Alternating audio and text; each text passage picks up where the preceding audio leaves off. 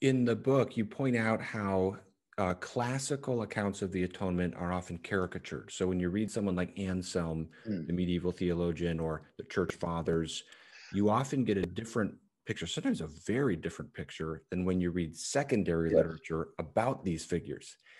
And I was just curious for you to comment on that a little bit, and maybe what surprised you the most as you waded into church history on the atonement. Over and over again, Gavin, I was shocked and frankly incensed at the way these great men of God in the past were caricatured and lampooned by the secondary literature. Perhaps the greatest surprise to me was with respect to the church fathers.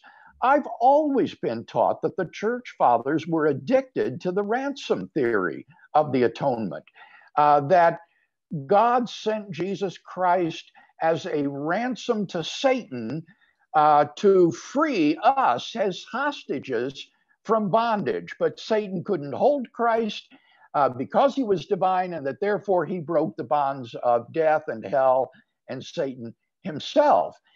And it turns out that when you read Eusebius and Origen and Augustine and Chrysostom, on, this is not the only view of the atonement they held. You will find motifs of ransom theory, as well as penal substitution, sacrifice, satisfaction.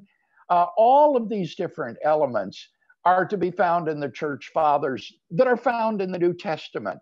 And therefore, it's a terrible caricature to portray the church fathers as unanimously and monochromatically committed to a Christus Victor or ransom theory of the atonement.